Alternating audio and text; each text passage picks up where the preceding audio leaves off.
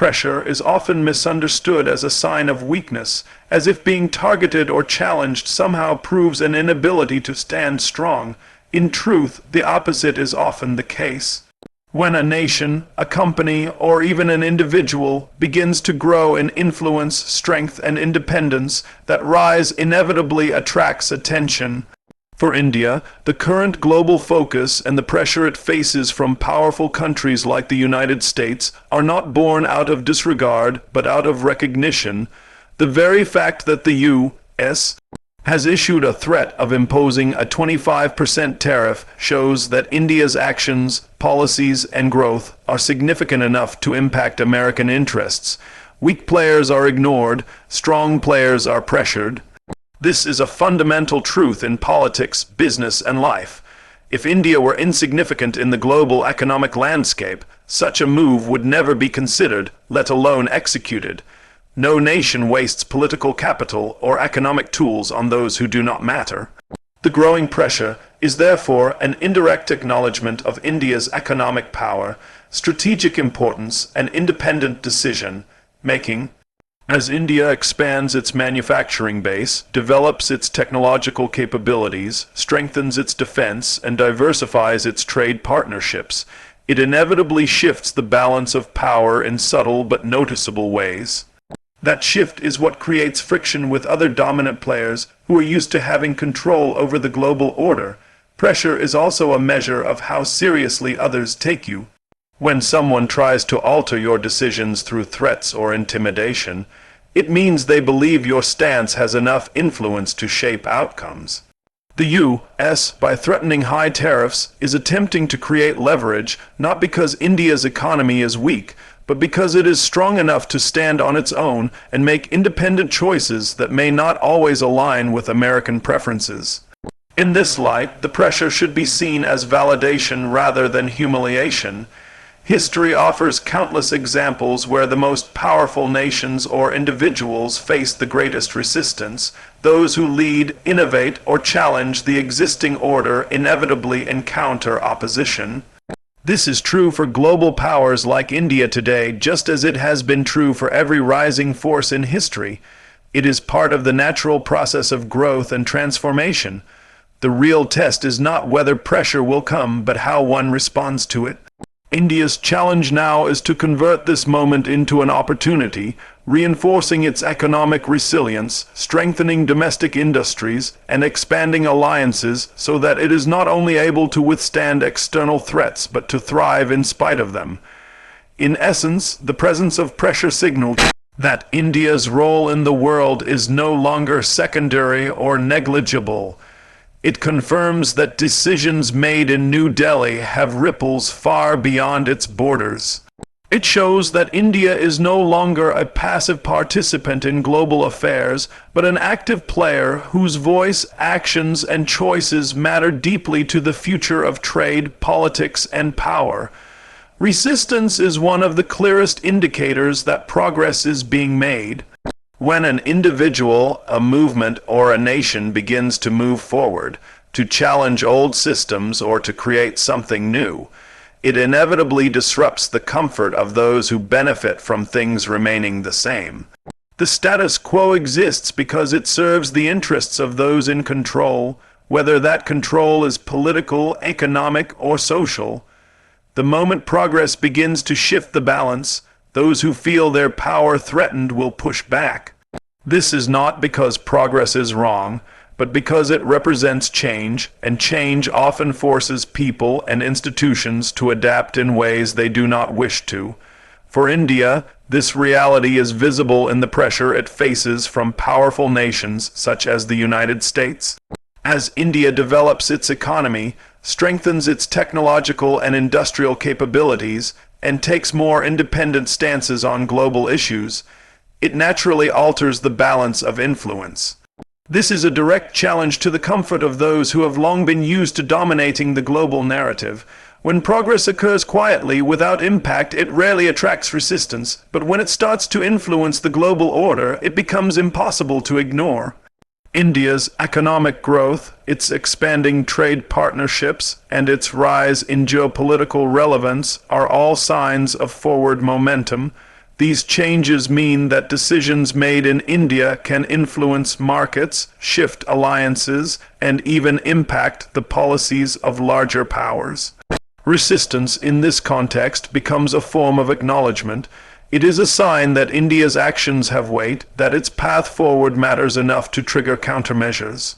This is why threats such as imposing a 25% tariff are not simply acts of aggression.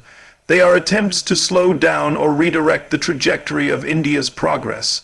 On a broader level, this dynamic is mirrored in human life as well.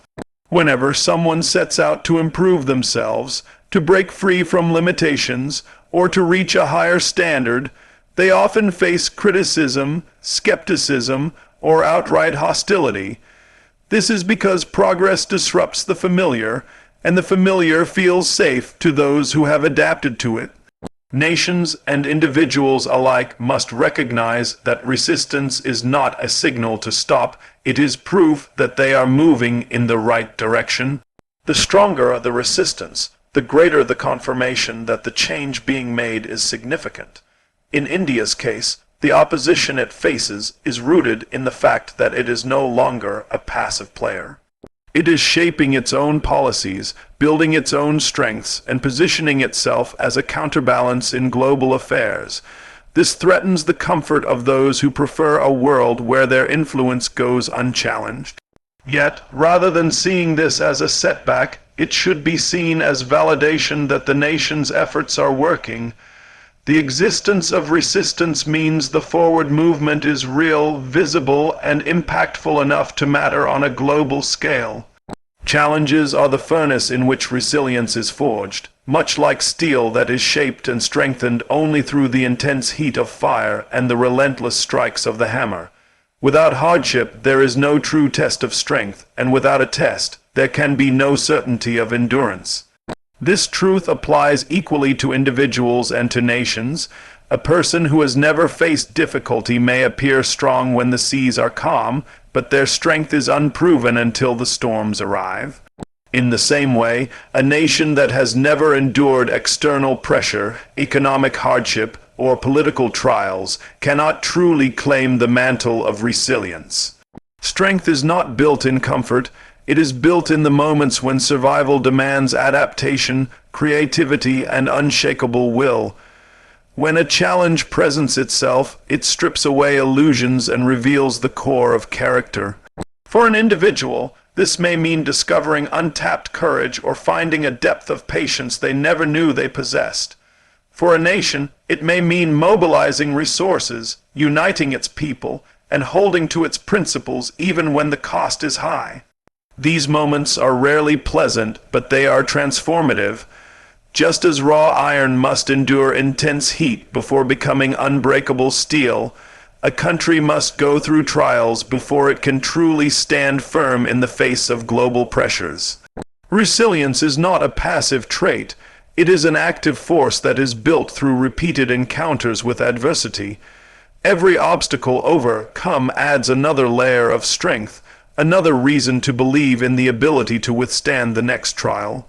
This cumulative power is why the most resilient individuals and nations are often those that have faced the greatest hardships in their history. Each past challenge becomes a resource in the present, a reminder that they have been tested before and emerged stronger. For a nation like India, economic threats such as high tariffs, diplomatic standoffs, or competitive pressures from other global powers are more than temporary obstacles. They are opportunities to strengthen the fabric of the nation's economy, governance, and unity. Every measure taken to adapt to these challenges, whether by developing new markets, improving domestic industries, or finding innovative solutions, becomes part of a foundation that cannot easily be shaken. These trials demand problem-solving under pressure, which, once mastered, becomes a permanent national skill. In personal terms, the lesson is the same. Adversity should not be feared but recognized as the training ground of strength. When someone is denied an easy path, they are forced to find a better one. When their usual tools fail, they invent new ones. This process of pushing past limitations under pressure is the very essence of resilience. Those who avoid all difficulty may seem comfortable, but they lack the hardened edge that only comes from struggle. The steel of resilience is made in the fire of challenge, and once it is forged, it can withstand the blows of any hammer that comes against it. Threats, whether made by individuals, organizations, or nations, are often rooted in fear rather than pure aggression. Fear is a powerful motivator, capable of driving even the strongest to act defensively when they feel their position, influence, or control is under threat. In the realm of global politics and economics, powerful countries sometimes use threats as a means to maintain their dominance, and these threats often mask deeper insecurities. When a nation begins to rise in influence, develop its economy, and form independent alliances, it disrupts the comfort of established powers.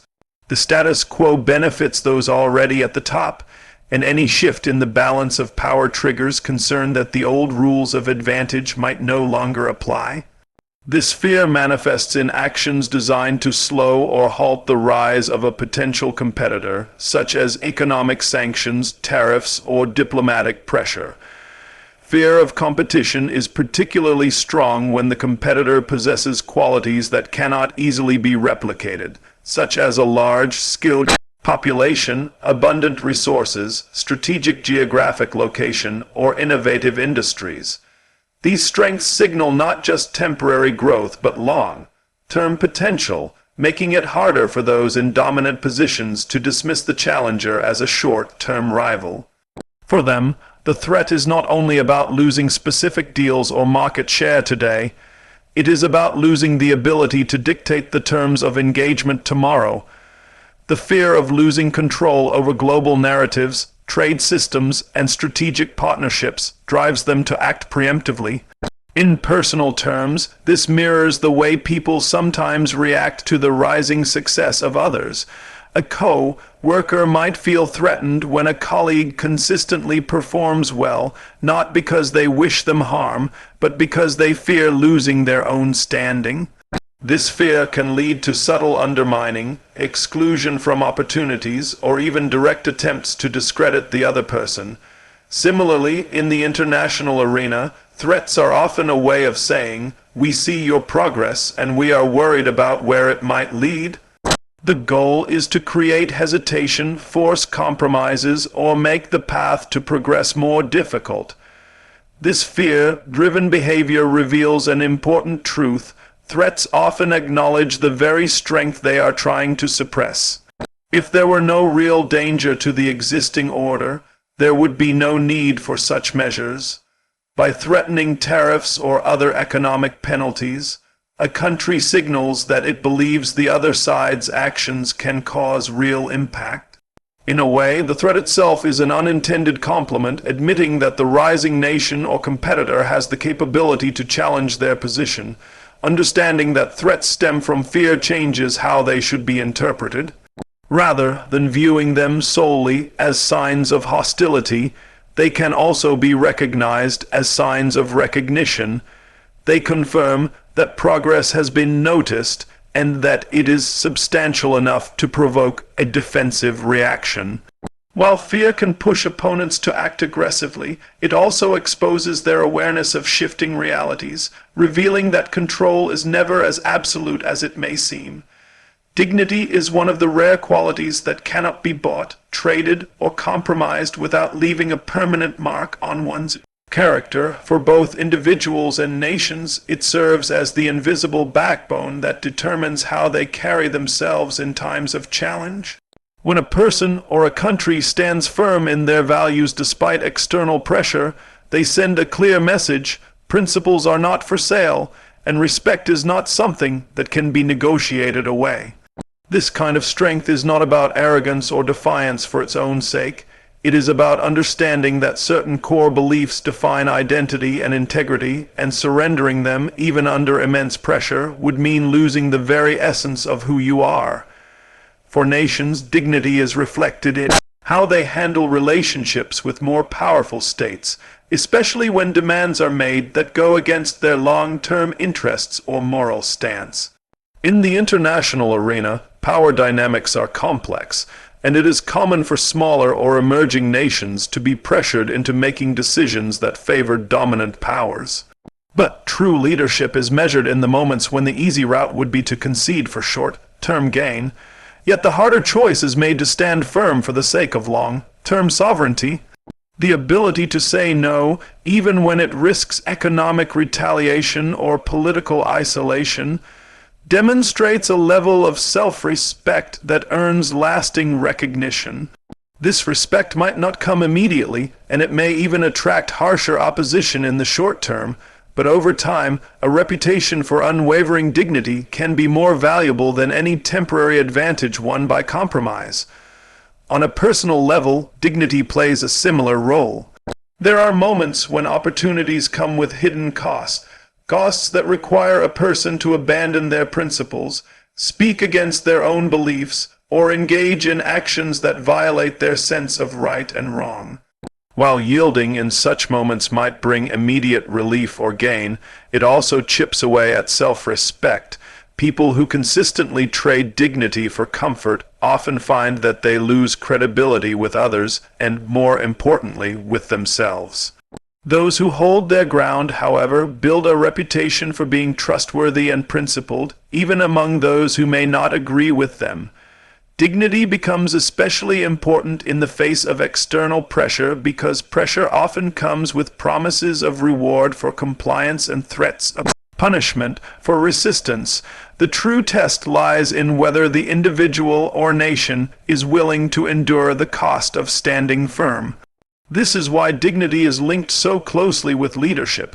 It requires both courage and foresight to recognize that giving in might provide momentary peace, but can lead to lasting consequences that undermine independence and moral authority. Whether in the life of a single person or in the history of a nation, the moments that are most remembered are those when external pressure failed to bend their principles. These moments define legacies because they show that while power, wealth, and alliances can shift, dignity endures only when it is protected at all costs. Adversity has a way of revealing potential that often remains hidden during times of comfort and stability. When everything is going smoothly, there is little reason to push beyond what is familiar, and the routines of life tend to keep people and nations operating within safe, predictable boundaries. It is only when challenges arise, when plans are disrupted, and obstacles stand firmly in the way, that the true capacity for strength, creativity, and perseverance comes to the surface. For many, these moments of hardship become turning points, forcing them to tap into inner resources they did not know they possessed. What begins as a setback can transform into a catalyst for growth, pushing boundaries and reshaping the path ahead. When faced with adversity, the natural reaction is often to resist, to wish for things to return to the way they were before the challenge appeared. Yet, in resisting too much, opportunities can be missed. Difficulties often bring with them the chance to reassess priorities, discover new approaches, and strengthen abilities that would otherwise remain dormant. For a nation, this can mean diversifying its economy, forming new alliances, or developing greater self-reliance in areas that previously depended on external support. For an individual, it can mean learning new skills, building resilience, or finding a renewed sense of purpose. In both cases, the pressure of the challenge becomes the very force that drives progress. Standing strong under such pressure does more than simply allow survival. It creates a lasting impression that shapes how others perceive you. History remembers those who refuse to yield when faced with overwhelming odds, because these moments of steadfastness become symbols of what is possible when determination outweighs fear. Nations that weather economic threats, political isolation, or external pressure with dignity and resolve often emerge with stronger reputations, making them harder to intimidate in the future. The same is true for people. Those who endure personal trials with courage and integrity are respected long after the immediate challenge has passed. There is also a psychological transformation that occurs when adversity is met with resolve. Each time a difficult obstacle is faced and overcome, confidence grows. This confidence is not built on empty optimism, but on the solid foundation of experience, proving time and again that challenges are not permanent roadblocks but temporary tests. Over time, the mindset shifts from seeing adversity as a curse to recognizing it as a teacher. It becomes easier to face new challenges with composure because there is a deep personal knowledge that rising above them is not just possible, but likely with the right effort and focus. Adversity, then, is not simply a force to be endured, it is a stage on which strength is displayed and a legacy is formed.